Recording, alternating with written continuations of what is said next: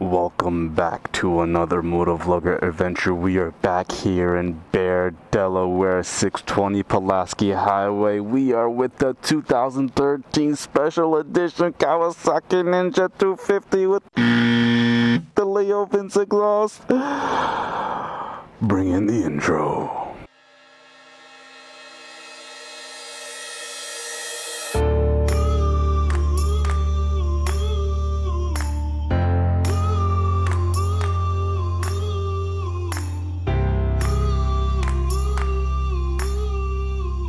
Look at what we have here. I know you're probably thinking, oh my gosh, Dave, what happened to the 2017 FZ10? Right now, it's on display at an auto show, so it's not here, or else I would be doing that. But I sure ain't underestimating this thing because I've been dying to drive one of these new 300s ever since they came out. And as you know, if you're a long-time subscriber, you know that I had the 2008 Ninja 250, which was the first time they ever reiterated the Ninja 250 models to a more of a sport bike-ish look, more of sharp edges, and then they reiterated it again, by adding 50 more cc's and giving it another look in terms of the body. This is the special edition 2013 model. Yes, it's a used. They do have a used motorcycle selection here at Power Sports East, which is really cool because they have R6s, they have Gixxers, they have some cruisers as well. This thing has a Leo Vince custom exhaust, which looks really clean and slim on here. It fits really nice. And when I just look at it, it doesn't seem like you have something big and bulky right here on the left, which is a nice change. So let's get to it. Why don't we? You know that old place near the railway where we used to tag our names to belong somewhere. You know that old grove where we stood in a row waiting to catch the other flag and hide out. I see the old house, the one you had to pass to reach the golden yard of the forbidden land. I miss the old days, we found our own ways as we cruised through the street day by day. Alright, this is always my favorite part of the video, where I turn it on and I roll out of here. This is coming up. We are coming up on the last few weekends, or few good weekends we have here in Delaware, where the weather is okay, and I still have a bunch of Yemen contact I still crank out over the winter. But in the meantime, I'll come here as much as I can when the weather is still somewhat okay, you know, like it could be chilly and I can still come out and ride, but that exhaust just sounds really, really nice. And I love already that it's super light. Anything really, really light already gives me some memories of when I was in Yemen, because the motorcycles in Yemen were really, really light and really, really fun. I think light bikes are just, you can't really doubt light bikes. I remember when I first got into motorcycles, and I'm sure a lot of you too, you were really fascinated with the, you know, with the higher super sport bikes, with something really fast and really heavy, and like once you mature and you become more of a fan in terms of bikes, you realize like that's all unnecessary.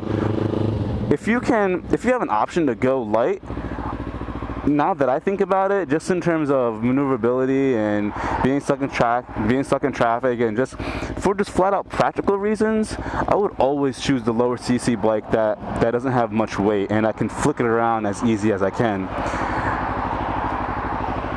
I mean, I would have never said that like maybe years ago. I would have never said that. But now that I've been on a bike, I've been on so many different kinds of bikes, it's just going to be my first overall choice right from the get-go.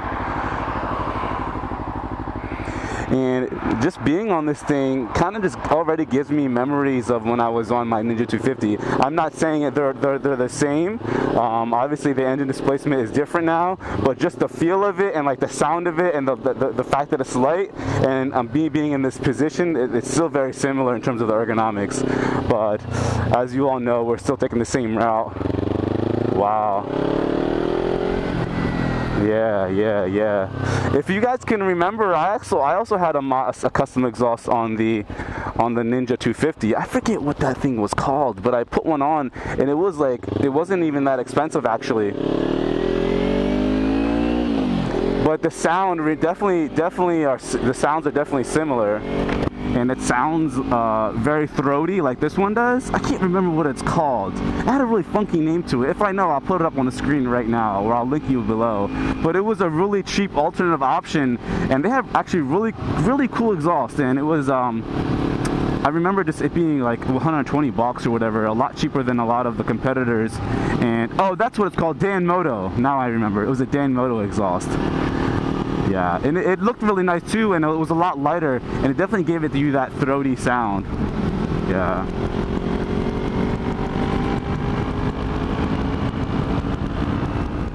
You know what I would have really enjoyed on this bike? If there was a gear indicator. That would have been definitely nice.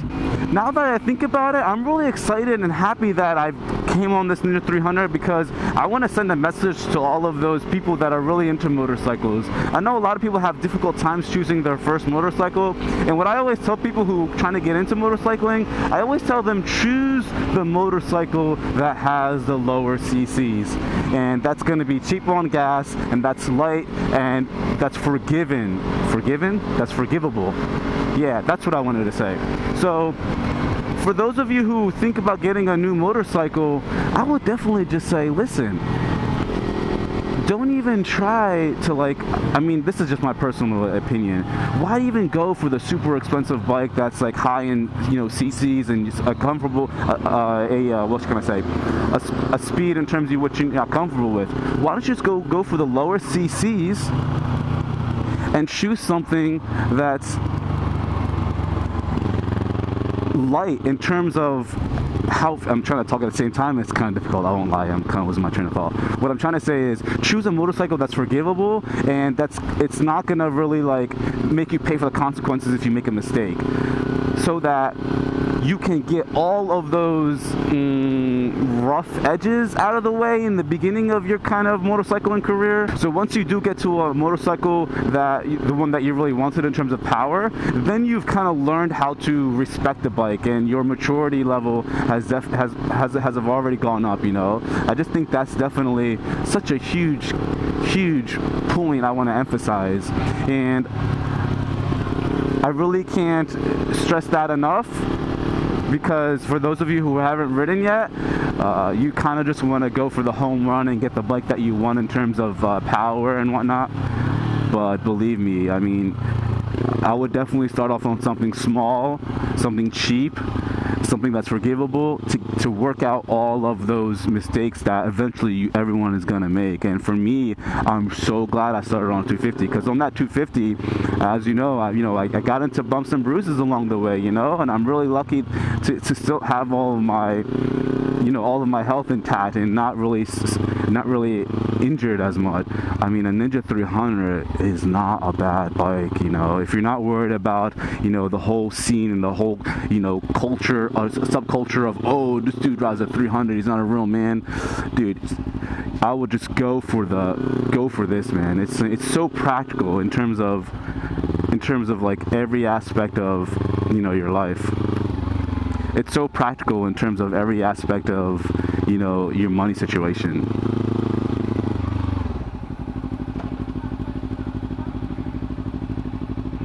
Especially for, could have went on that side.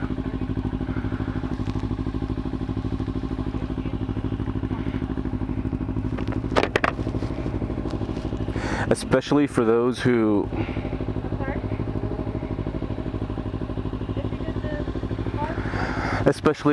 who live in like big cities, and it's like a huge population, and there's you have to filter all the time. Like, I mean, Beijing, if I had this in Beijing, oh my god, it would be like the perfect balance. It's like, when you put on the glove that's the perfect fit, this motorcycle would be perfect in Beijing. I wish I had this in Beijing.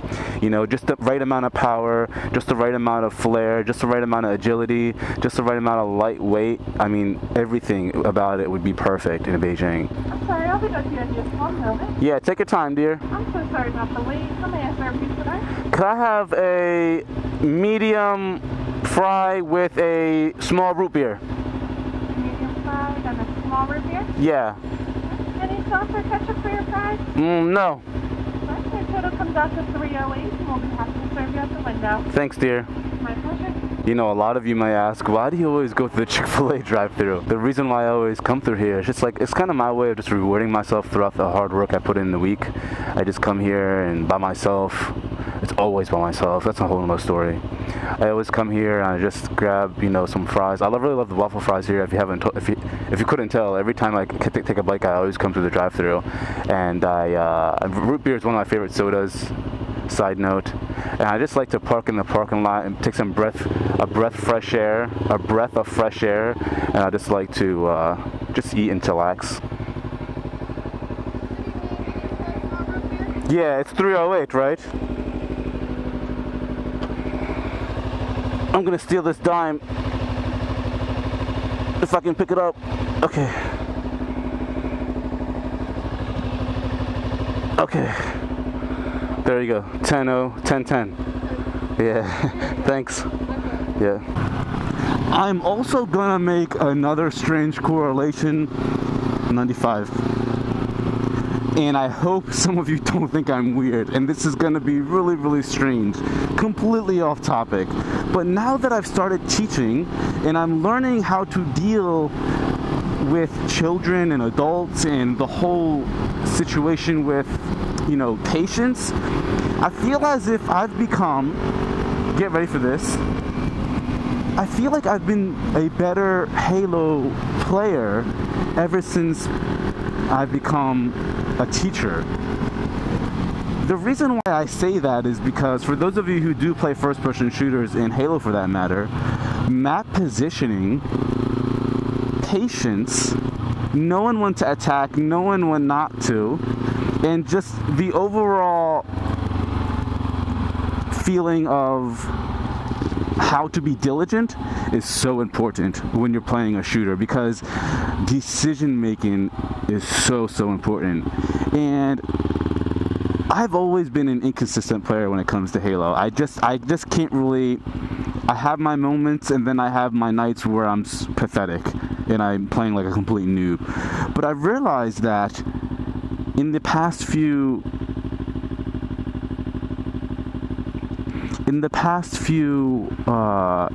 nights,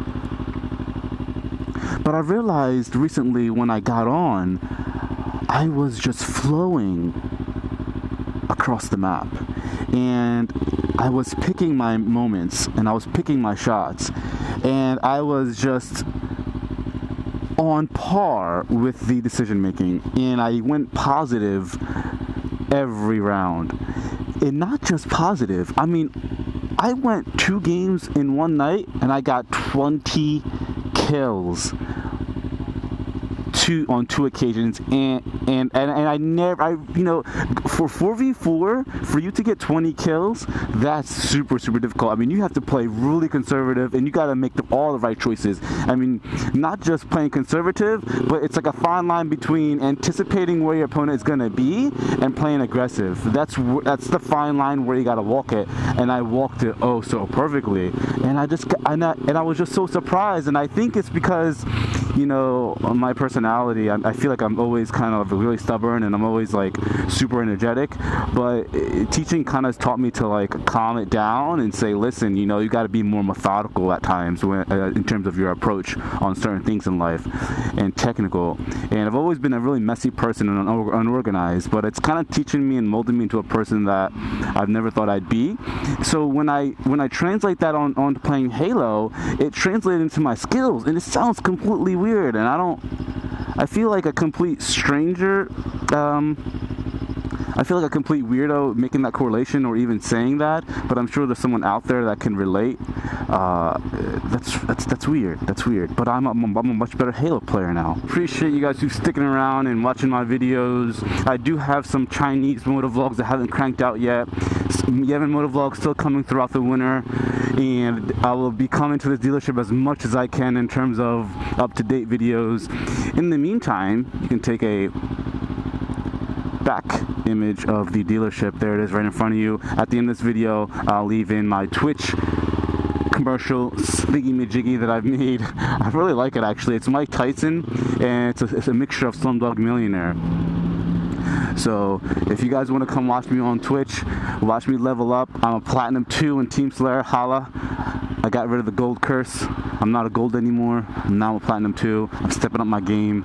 Come check me out. And then one day he used to say, listen, you have the chance to change your life, your family's life. You could be something very special. Don't you want to be champion? You could be champion of the world. And I didn't pay no attention to it. He said, really? You could be champion of the world. You could devastate the world. No man could take what you did. You just gotta believe it. I looked at this guy, and then I started thinking. I said, you really? I said, this guy's really crazy. That's what I said, this guy's crazy. He said, you do what I tell you to do, and if it doesn't work, then you could leave. So I said, okay, bet. So I did everything he told me to do, and I won. I won every championship from the amateur championship. Oh, I won all the championships. I'm gonna cry. So I won every championship that he told me because he told me what to do.